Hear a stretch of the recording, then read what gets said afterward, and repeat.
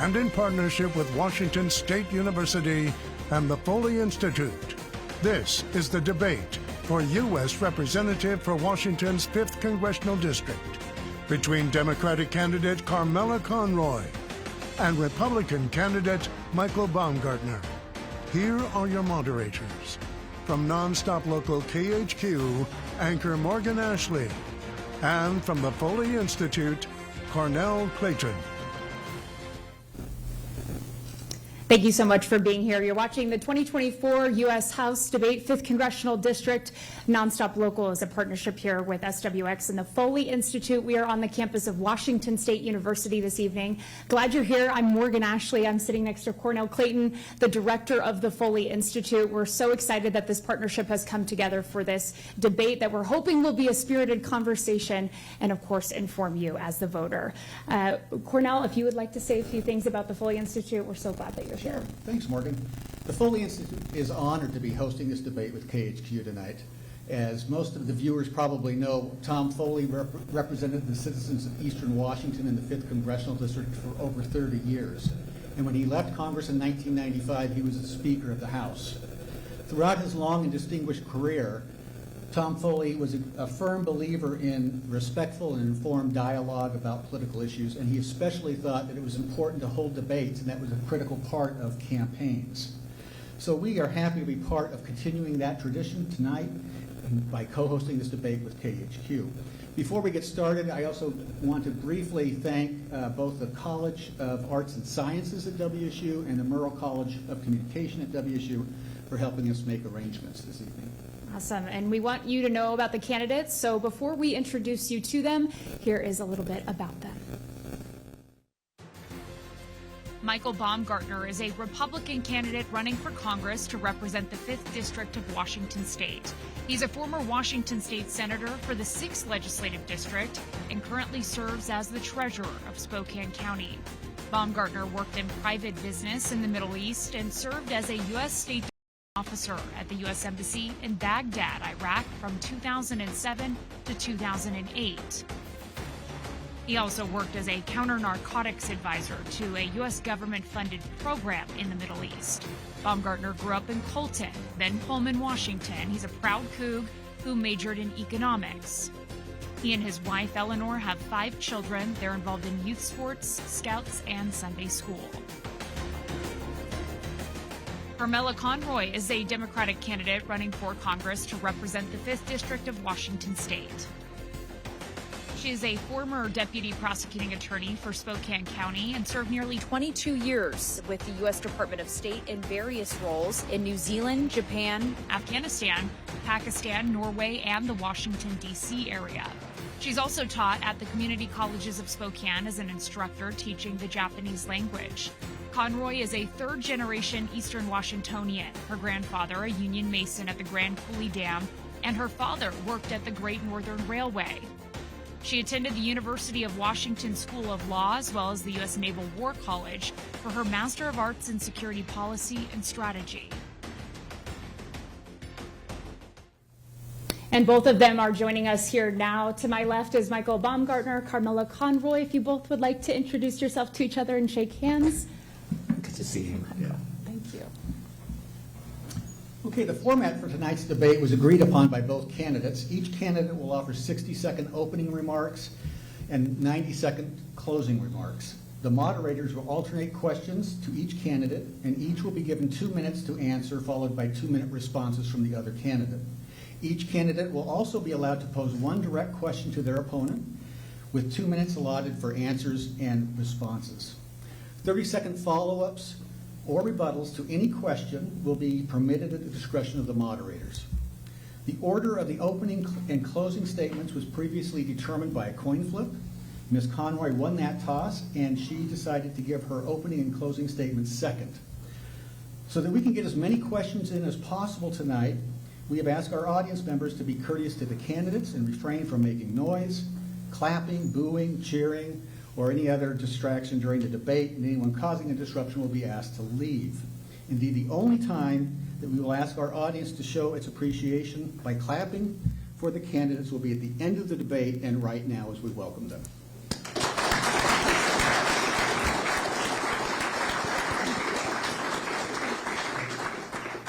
Thank you both for being here. We're going to start, Michael, with you first. Your opening statement. You have 60 seconds. Well, it's great to be at Washington State University. I think as many folks know, I'm a very proud Coug.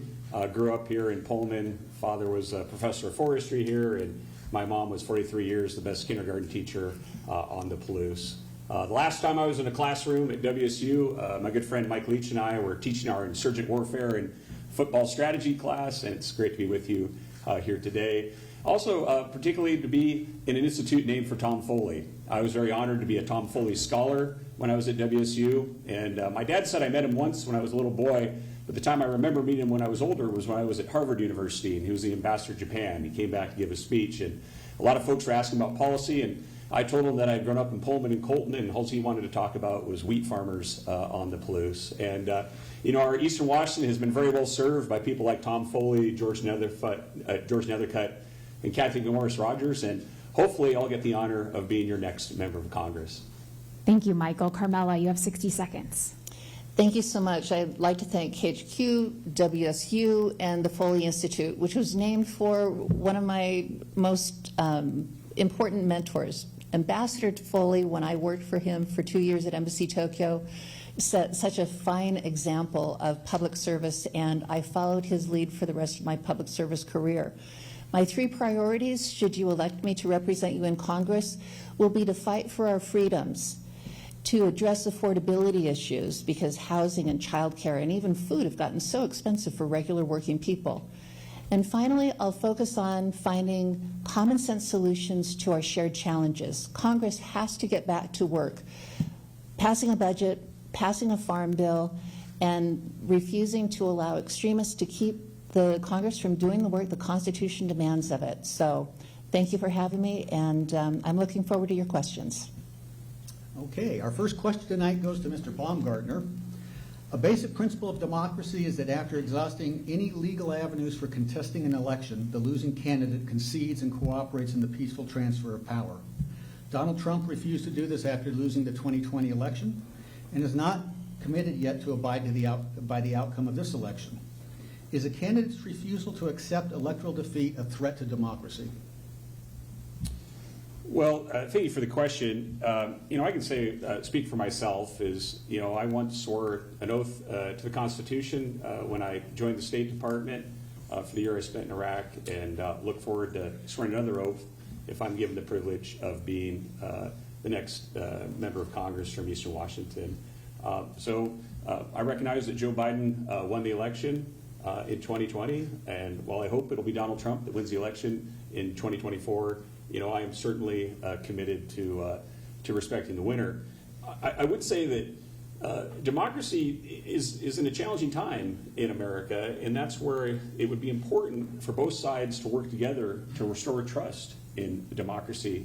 What I saw in Olympia when I was a state senator is that each time the majority party Democrats had the opportunity to tilt the playing field in their favor in the elections, they would pass laws that do that, and they would erode that trust. Most recently, you saw a very questionable decision to redistrict a legislative district in the central part of Washington away from a Hispanic Republican member who had that district, and that erodes trust.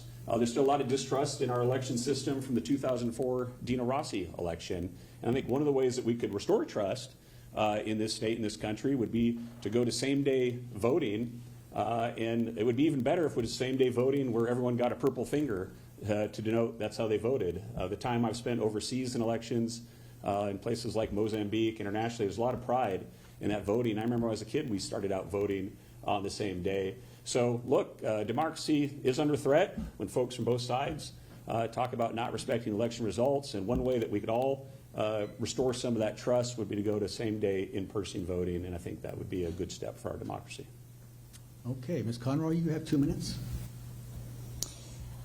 I do think that it was a terrible thing to watch the events of January 6, 2021, and see that there were people who were whipped into a frenzy by the person who lost the election. And I find it troubling that my opponent, although he admits that the election was won by Joe Biden and that Joe Biden is in fact the President of the United States of America, would nonetheless strip away from the states the ability to decide how to run the elections, which is a state's right under the Constitution, and specifically that he would take away from us in Washington state the ability to vote by mail.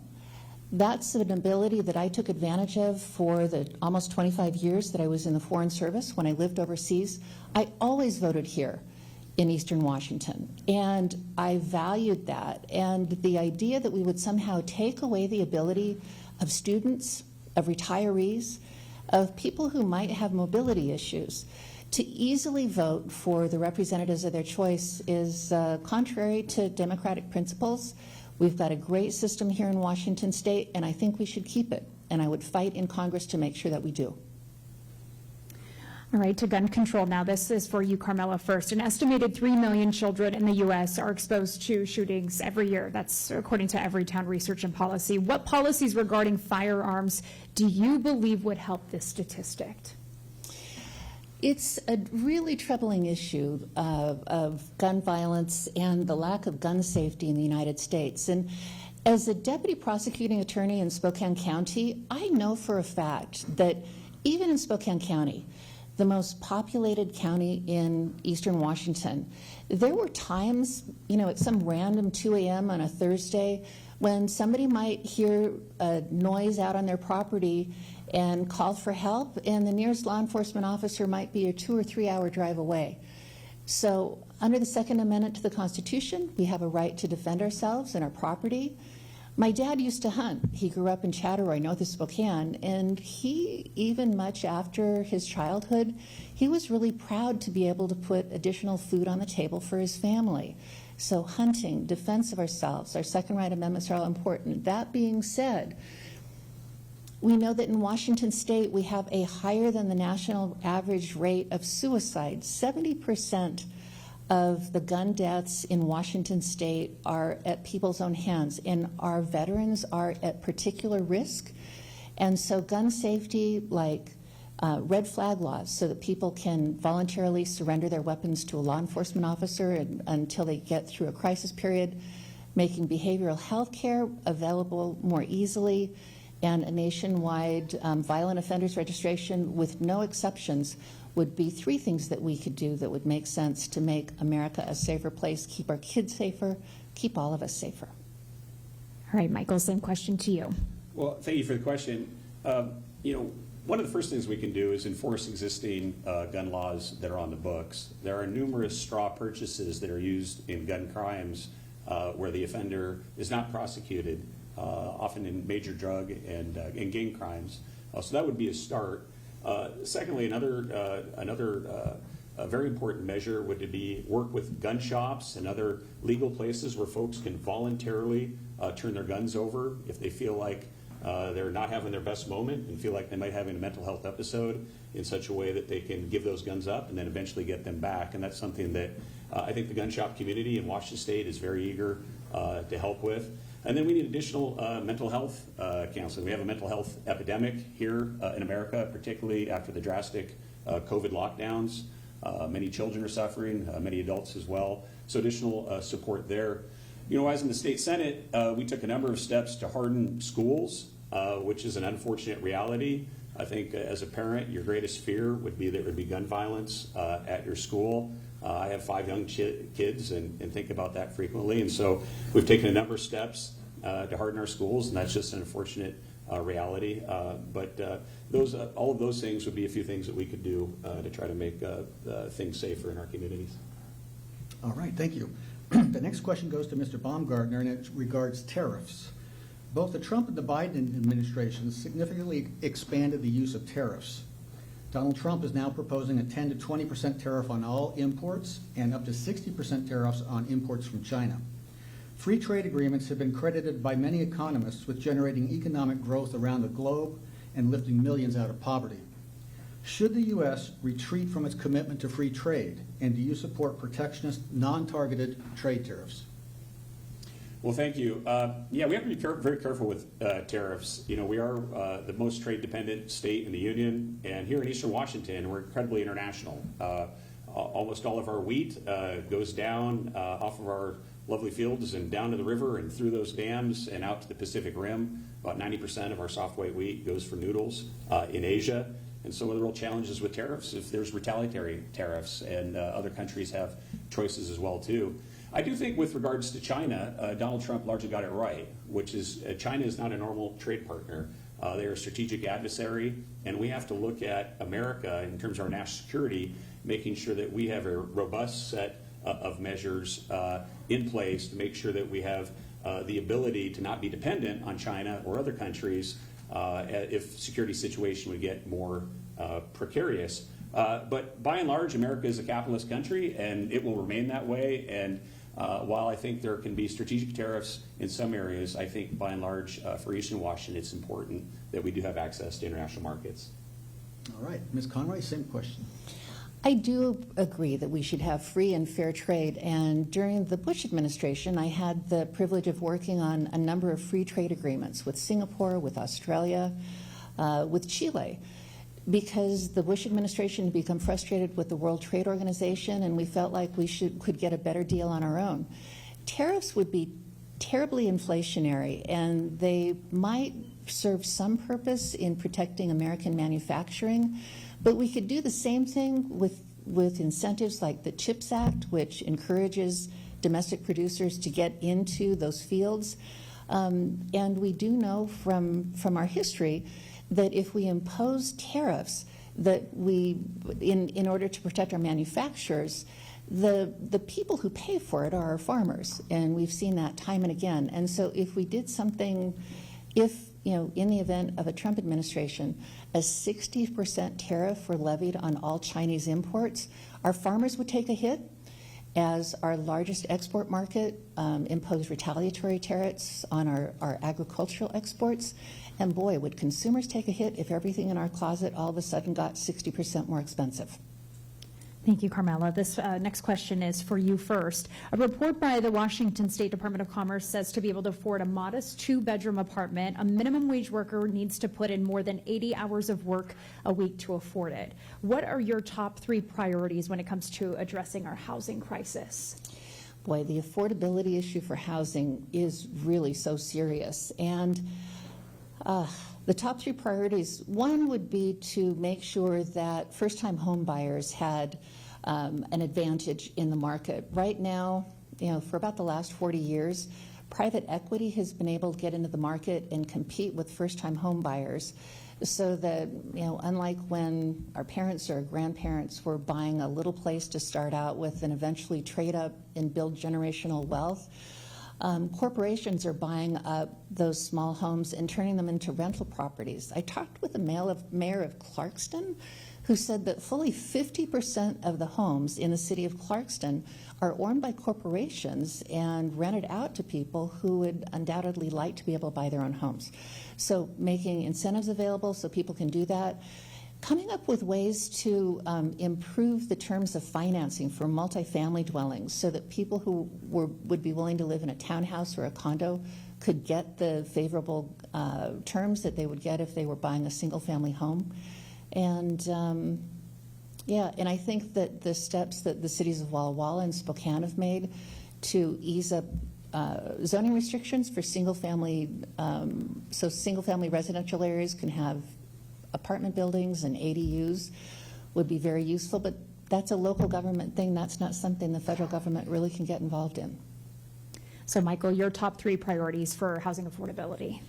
Yeah, everyone should have a chance at the American dream. We talk about that a lot on my campaign, that I look at my 5 kids every morning and think about what kind of America are they going to inherit, and is it going to be a safe America, an America of great education, and an America with affordability. So it's a real challenge.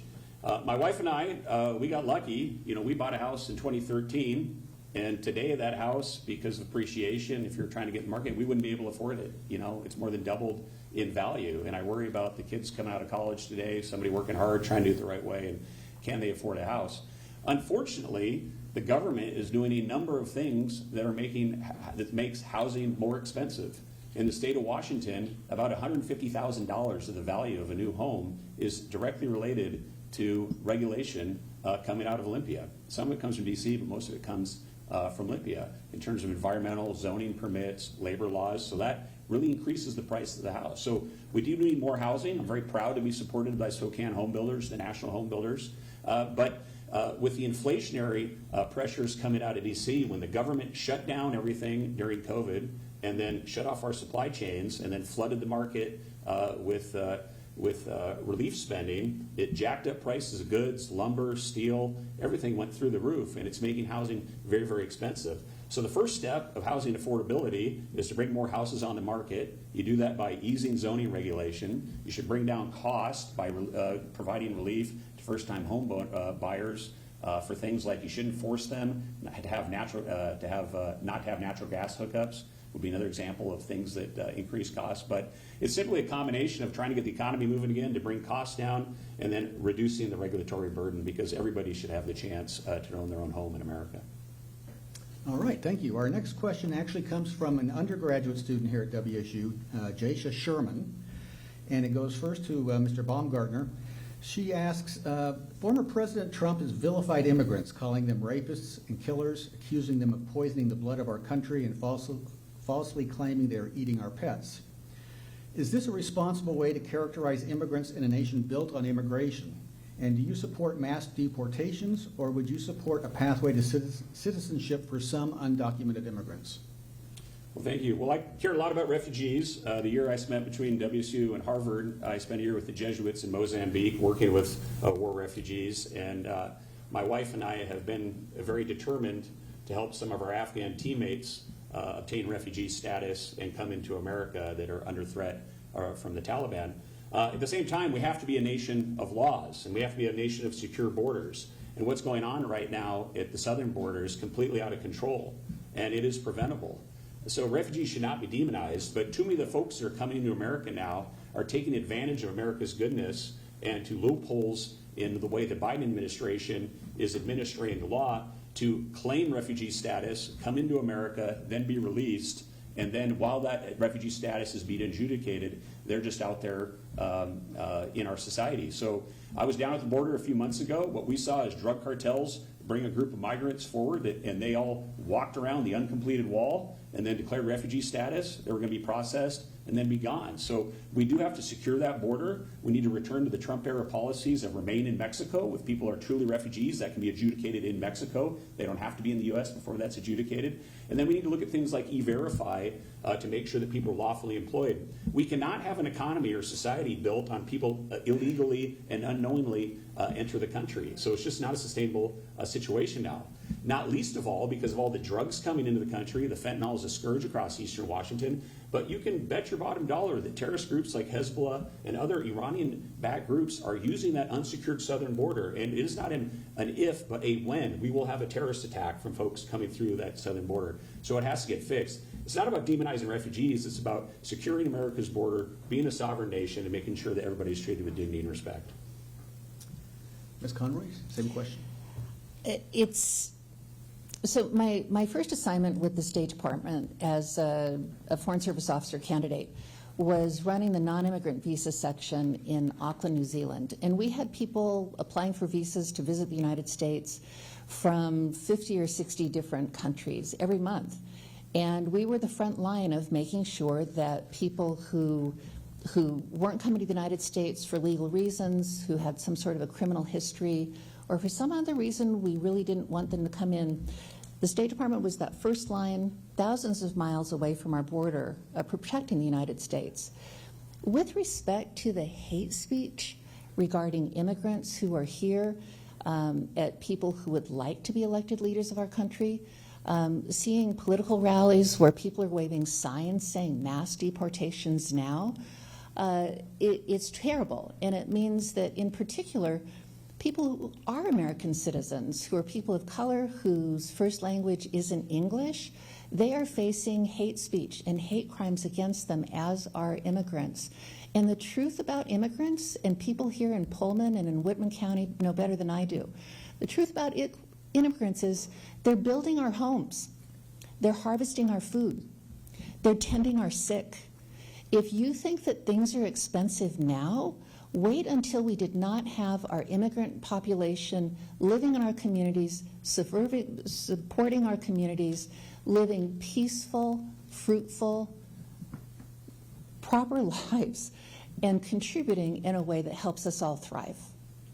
And Michael, you asked for a follow-up here at our discretion. You have 30 seconds. Yeah, just quickly, in election season can turn into silly season sometimes, and with these things being bandied around. But do you know which president was the most ever deportations in American history? Was President Obama. 430,000 illegal immigrants were exported under President Obama. So this isn't a Republican or Democrat issue. It's an issue of sovereignty and security. Carmela, would you like to respond for 30 I would, seconds? thank you. And so it is an issue of sovereignty and security, and it ought not be a partisan issue. And yet, when Senator Langford of Oklahoma put forward a bill to secure our southern border that he drafted, that was the toughest border security bill that we'd seen in decades, President Biden said he'd vote for it. House and Senate Democrats said they'd vote for it. And House and Senate Republicans decided not to bring it forward to a vote because they would rather run on the problem than solve one. So common sense solutions is what we need. They ought to be bipartisan. Elect me to Congress, I'd love to work on that. Thank you, Carmela. This next question is for you first. The Department of State has just recently developed a global development playbook for the use of artificial intelligence. It's already being incorporated into everything we do these days, AI, I'm talking about, so work, school, et cetera. What do you believe is the government's responsibility in the regulation of AI?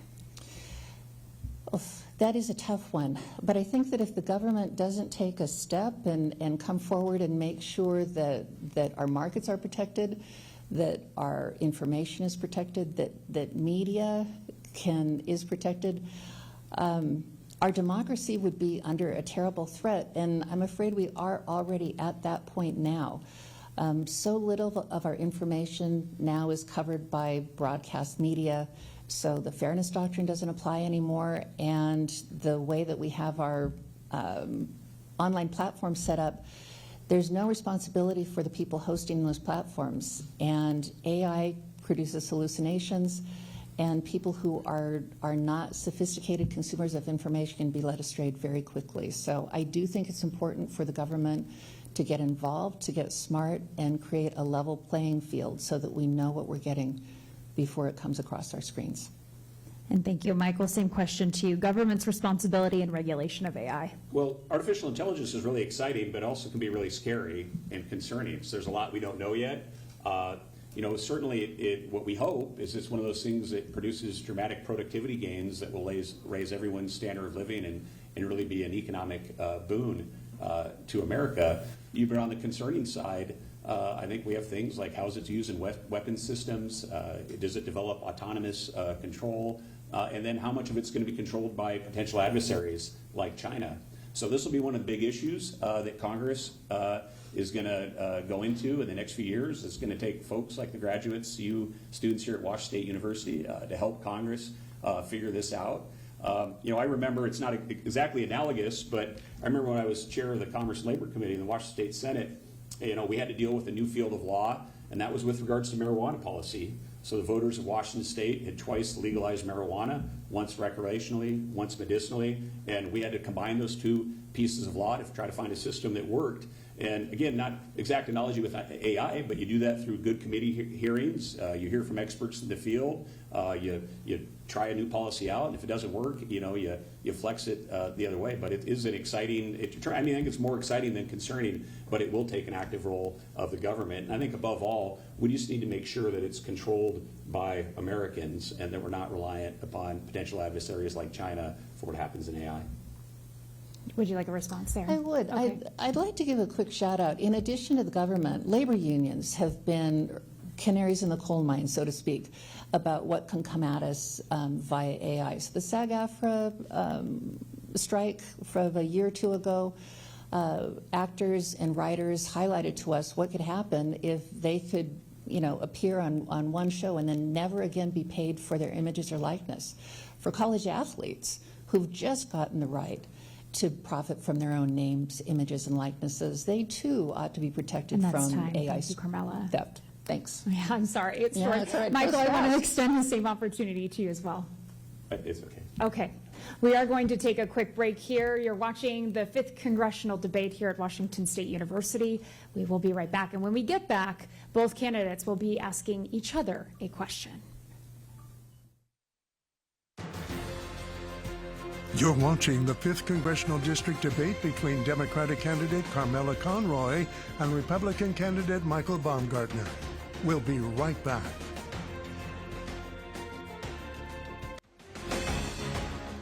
Welcome back to the 5th Congressional District debate between Republican candidate Michael Baumgartner and Democratic candidate Carmela Conroy.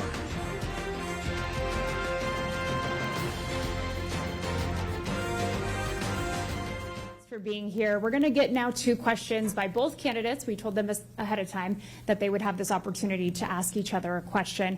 Carmela, you have the opportunity first here to ask Michael a question, and then Michael will ask you. Same rules apply here, 2 minutes for your responses. All right, thank you. Michael, one of our local newspapers recently reported in a profile about you that the Spokane County Republican Party considered you to be polished but not genuine, and that there were some trust issues with respect to your understanding of the Constitution. If the political party that you prefer doesn't really trust you, how can you ask Eastern Washington voters to? Well, thank you. Over the last 14 years, I've had the opportunity to be an elected official here in Eastern Washington. And I think as many people know, we have a pretty spirited Republican Party with a lot of different viewpoints. And we had a vibrant primary process. Haven't always agreed with everything in our party leadership, but that's okay because people know me as someone that they can trust. That's why I've been elected 5 times now in Eastern Washington. Folks look at my track record of success in the state Senate when I did things like bring a new WSU medical school to Spokane, when I worked in a bipartisan fashion to complete full funding for the North-South Freeway, when I worked in a team for the only time in American history to bring down the cost of college tuition by 20%. So I'm not really particularly worried about party insiders and a contested primary. What I really care about is the people of Eastern Washington. I think that's why I had the highest vote total in the primary, and why I'm hopeful that we'll do here in the general election. So everyone knows that party politics can get a little strange at times. What really matters is not the party insiders, but the voters of Eastern Washington. And I think my track record with them is particularly good, and hopefully they'll see that here in a few weeks. All right, thank you, Michael. This is your opportunity to ask Carmela your question. Sure. Well, Carmela, I respect you and anybody that steps up to run for office the first time. Our wonderful republic only works if people participate in the process. Appreciate you doing that. So I guess I'd just ask, what's been your favorite moment on the campaign trail? I have had so many moments on the campaign trail. That's a great question, thank you. It would take a lot of time, but what it mostly is getting out and talking to people across the district. It is such a privilege for people to unburden themselves of their fears for the future, their hopes for what the government might do, their fears about what the government might do, and expressing what it is that they want for themselves, for their families, for our future as a region and as a country, and taking on board people's hopes and dreams and talking with them through ways that we might find some common sense solutions to our shared challenges has been a tremendous privilege. And win, lose, or draw, I'm going to take this away as one of the most positive experiences of my life. All right, thank you. This next question, we are going to start with Michael. Abortion is legal in the state of Washington up to the point of fetal viability or if the pregnancy poses risk to the mother's health. However, in neighboring Idaho, abortion is illegal with few exceptions. It's widely reported Washington abortion clinics have reported an uptick in patients traveling in from out of state for this type of reproductive care. To what extent should the government be involved in these healthcare choices? Well, obviously, the decision to have an abortion is an extremely challenging decision, and we should have a lot of sympathy for everybody involved in that decision. My own view is that in our nation's Constitution, as a federal issue, that abortion was not in the Constitution. It was not thought of by the founders, and then as such, it belongs to the states as a states issue, and so the federal government has a fairly limited role in the issue. I am a pro-life Catholic. My wife and I have 5 kids, and we think of them, and everyone loves their kids, and anyone in these situations is facing a very challenging decision. But abortion is not the animating factor of why I'm going to Congress. Obviously, in election season, it's a high-profile issue. You hear about it quite frequently in kind of the partisan fight of elections, much more, frankly, than when we campaign. I've campaigned now for, I think, more than 8 months across Eastern Washington. For the general folks out there, abortion has been, for me at least, one of the least talked about issues, except for when we're in front of the media or on the debate stage. So not saying that it's not an important issue. It is an important issue. It's a fair question to ask. But this is not the motivating factor of why I'm going to Congress. And by and large, I don't believe the federal government has a role in abortion policy. It should be at the state level. All right, same question to you, Carmela, about the government's role in reproductive health care choices. My experience talking to people across our district has been very different than that, and maybe it's because I'm a woman.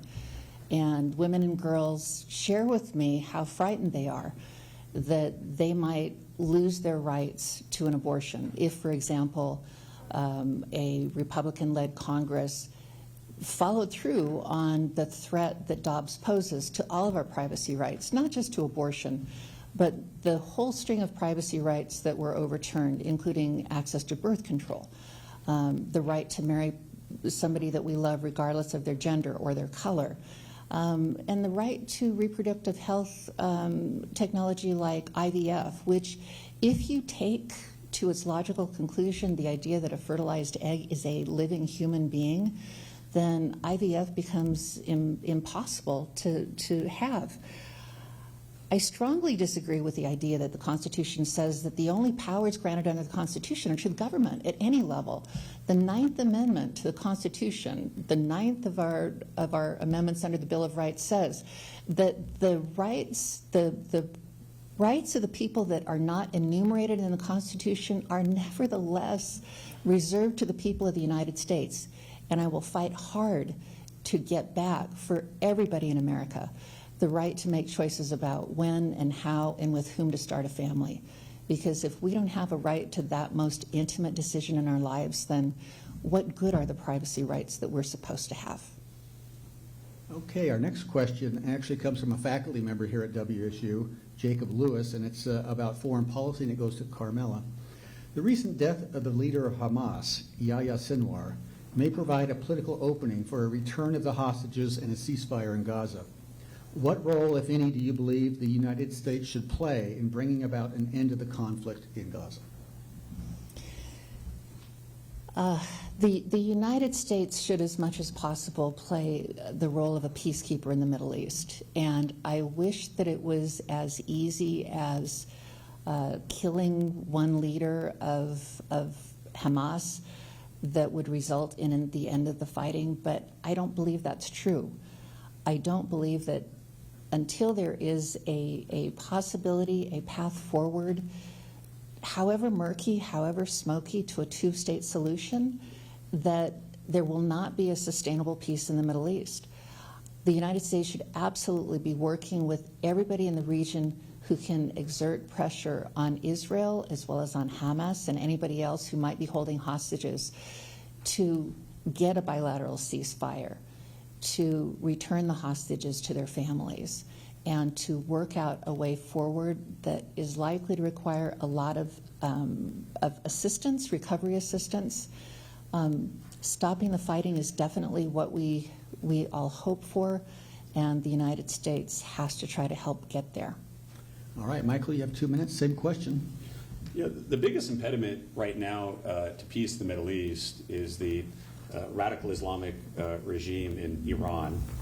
They are fostering division and unrest throughout the region, whether it's the support of Hamas in southern Israel or Hezbollah in Lebanon, or the Houthis in terrorist groups in Syria, in Iraq. So the best thing America can do for peace right now is to stand strongly aside Israel and to put as much pressure as we can on the Iranian regime throughout that region to let it know that these proxy terrorist attacks and other things will not be tolerated. It's a region that I've spent a lot of time in. I first went to Jordan and Syria as a Kerr scholar in 1994 and spent the summer in Jordan, Syria. Had another scholarship to go to Kuwait, worked extensively in Dubai and Saudi Arabia, and then was privileged to serve my country with the State Department in Iraq, and am very honored to be endorsed by America's longest serving ambassador in that region, Ambassador Ryan Crocker himself from Spokane.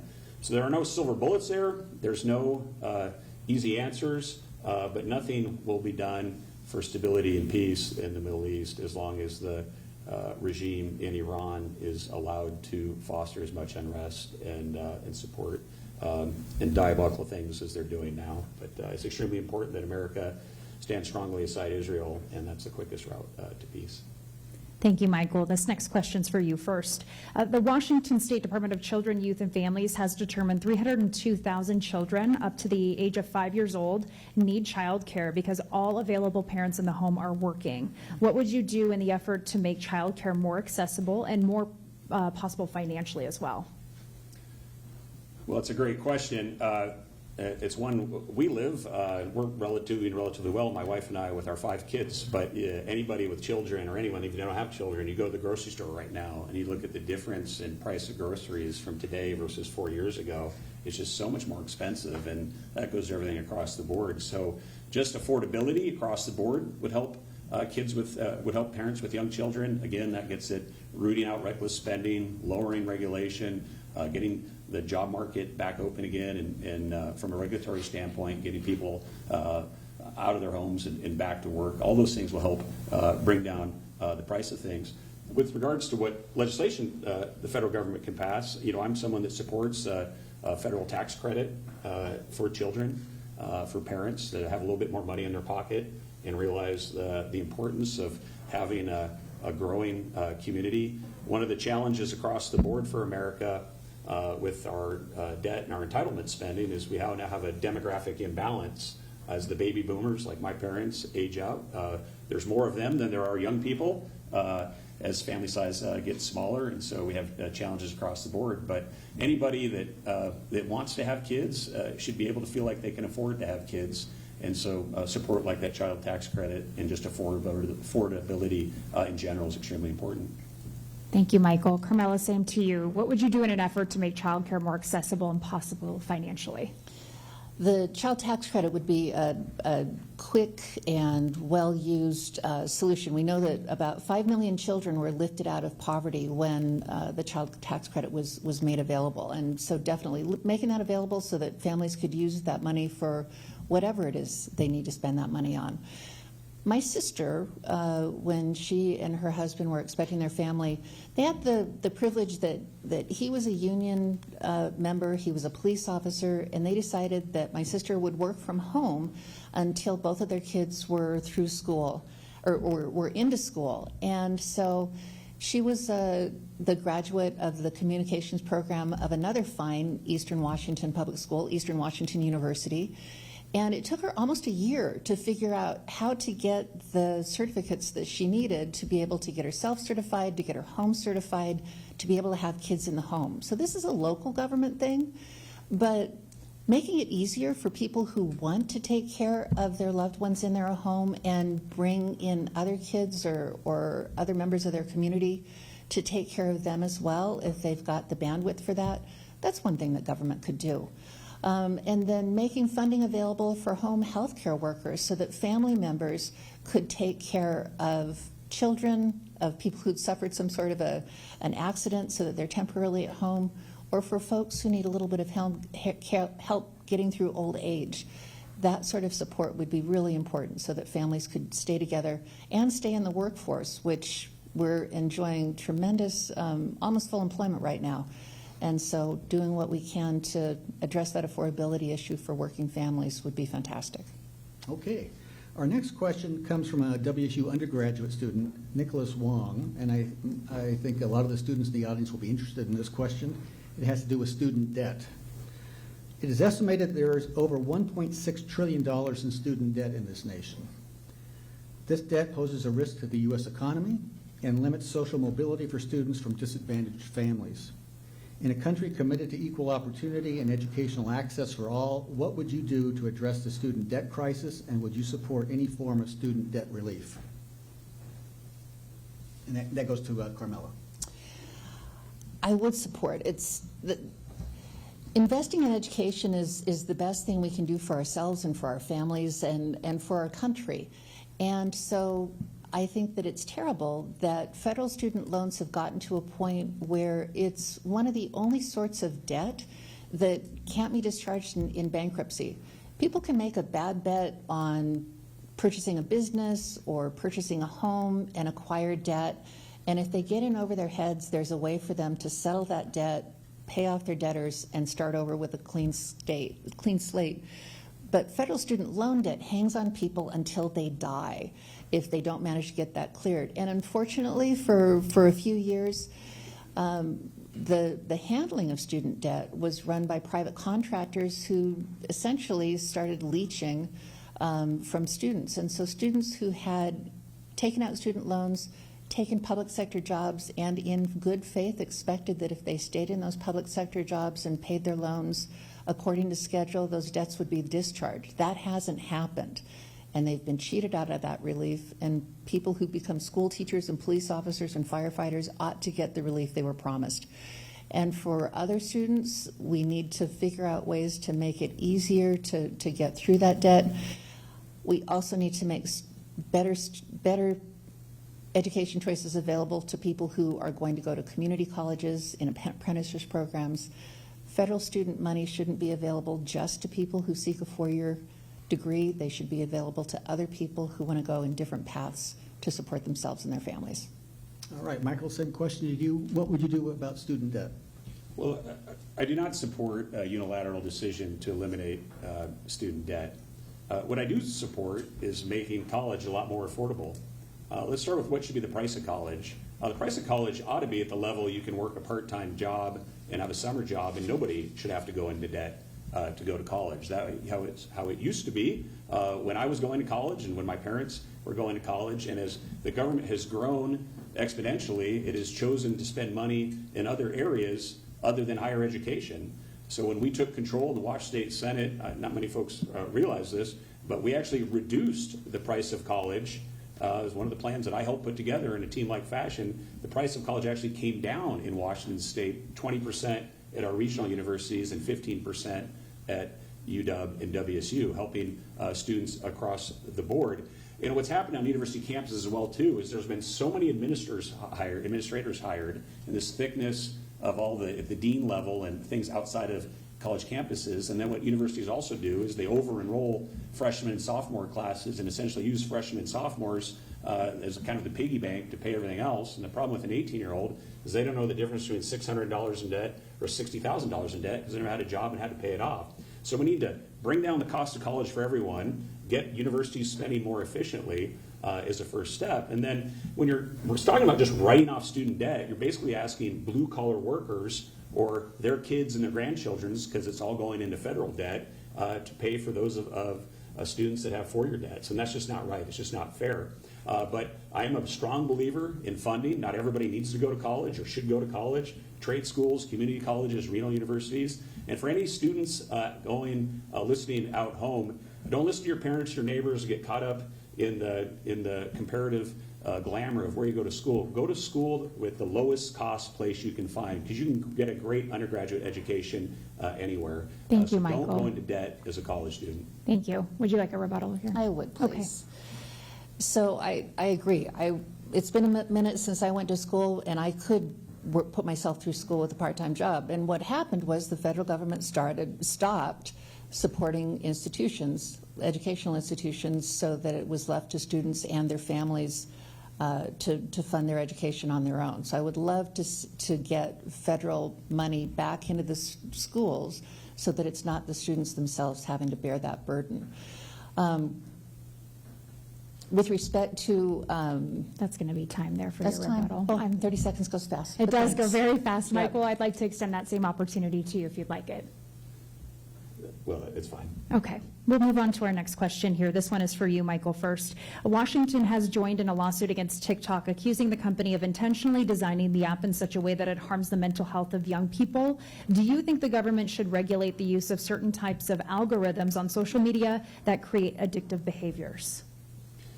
Well, I have a lot of concern about TikTok. My main concern about TikTok, I don't mind it as a social medium. My main concern is that it's owned by the Chinese government with close ties to the Chinese military, and that data is being collected, and we're not sure what's going on with that data. So I do support the divestiture of TikTok from the Chinese military that essentially owns it. And the federal government should have an appropriate role in any form of social media as we learn more. If there's health issues there, we have to take a look at them.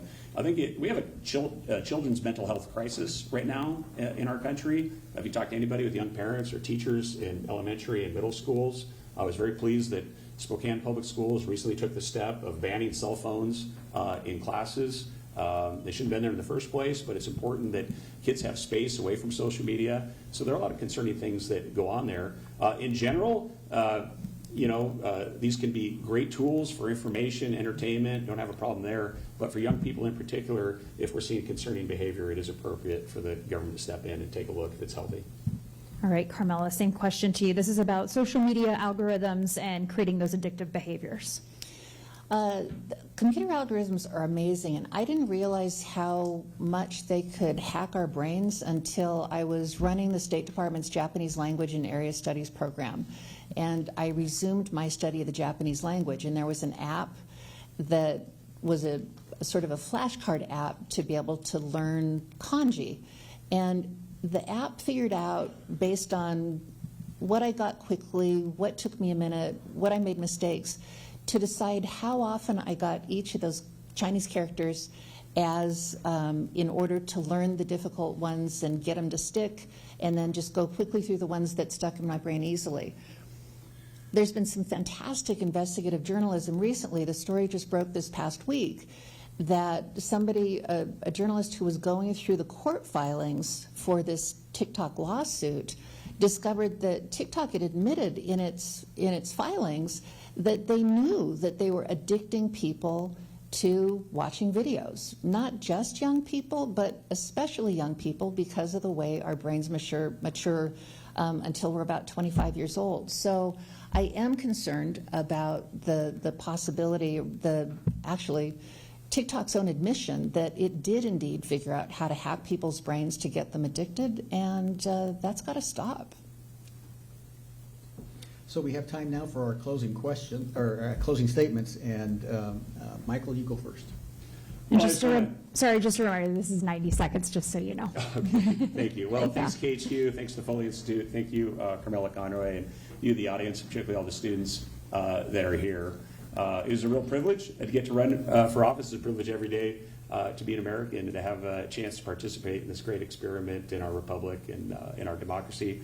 You know, the times in my life I've felt happiest is when I've felt like I'm doing something bigger than myself. It's how I felt between going to WSU and Harvard that year I spent with the Jesuits. It's how I felt when I left my private sector career to go to Iraq and then go to Afghanistan, where I met my wonderful wife, Eleanor. Since the kids are watching at home, I should say, hey, Conrad, Roman, Victoria, Gaston, and Maria, Dad loves you. And thanks for all the good work on the campaigns and the hard work in the election. It'll be over soon. But hopefully you, the voters, will give me a chance to be your next member of Congress. This Eastern Washington district has been so well served by folks like Tom Foley, George Northcutt, and Kathy McMorris-Rogers. And I think what I would bring is a good track record of pragmatic, conservative leadership, working in a bipartisan fashion. And I think the voters know me. You look at things like the medical schools that we brought to Spokane. We now have more doctors being produced in Spokane than they do in Seattle, and we need them. We need them in rural areas. I think if they look at the other accomplishments from the Senate, and I think that's why I've been elected 5 times, and hopefully I'll be elected again here in 2 weeks. But thank you very much for allowing me to participate in tonight's debate. Thanks. And Carmela, you have 90 seconds. Thank you so much. It was an honor and a privilege to be with you here tonight, and I want to thank the audience here in the auditorium at Washington State University and also the television viewing audience. You've chosen to educate yourselves in this once-in-a-generation opportunity to have an open seat to decide who will represent us in Washington, D.C. I'm a third-generation Eastern Washingtonian, a third-generation union member, and I have almost 30 years of apolitical public sector experience under my belt. As a Spokane County Deputy Prosecutor, I know what it takes to hold violent criminals accountable and give victims a sense of justice. As a Deputy Prosecutor, thank you. As a Foreign Service Officer for almost 25 years, I had the honor of serving our nation, promoting democratic principles and open economies while keeping our nation safe. I don't have experience in this particular form of job search. I haven't run for office before, but what I do know is how the federal government works. I've always voted here in Eastern Washington. My home has always been here, and this is where my heart is, and I would ask for the privilege and honor of representing you in Washington, D.C. as your congressional representative. Please, everybody be sure to vote. It's so important. It's the foundation of any democracy. Thank you. All right, thank you so much. We have so many more questions, but not enough time. Our time is up now. Let me, on behalf of the Foley Institute, thank our candidates, Michael and Carmela, for coming and giving us an informative and civil debate. Let me also thank our partners, KHQ, and my partner up here, Morgan Ashley. And let me thank the audience for behaving yourselves so well tonight and coming out to listen to the candidates. Thank you, Cornell, for inviting us and letting us be a part of this. This is a full circle moment for me as a former WSU grad, so I'm happy to be here. And like you said, it's inspiring to so many of us young people. So thank you both for coming here today. And thank you to everybody at home for watching. Again, you've been watching the 5th Congressional Debate by NonStop Local KHQ and the Foley Institute. We hope you have a wonderful night. Thank you for watching the debate between the candidates for Washington's 5th Congressional District. Scan the QR code to watch this debate on demand or learn more about other candidates and races on nonstoplocal.com. We're on it.